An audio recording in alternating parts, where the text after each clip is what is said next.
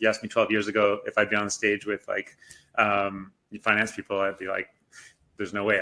So I started out in conflict resolution, working with chimpanzees in West Africa, worked for the UN for a while, So anyway, like for me, so unit economics is really simple, right? It's like the costs and like what is it costing you and what are you making from a transaction or a customer, right?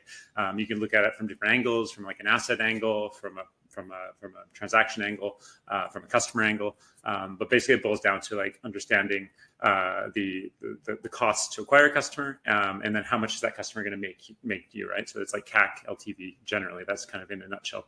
That's my very simplistic non-finance approach to unit economics.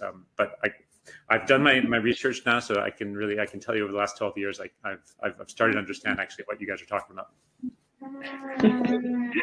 I have a finance background and a software background. So I have my undergrad and served as an accountant before I actually went and became very enamored with the whole software world and then SaaS world.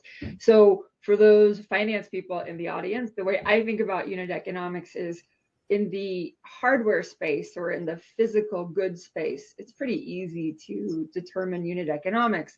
It's the cost of that unit. How much does it cost to produce? What did it cost? How much does it cost to store it on the shelf? How much does it cost to put it, distribute it in whatever way that you're going to sell it? So the unit is very easy when it's a physical good. If it's my readers, this is the unit. What's difficult, I think, to understand is how does that translate to software? When we used to deliver software on CDs, it was pretty easy. You delivered the CD and the CD was the unit. But then as we moved into SaaS and it became software as a service, how do we then start to carve out what is a unit in that context? Because it's quite dynamic. And I think that's really where I'm hoping that when we're going through these conversations, we can kind of help you understand a little bit about that.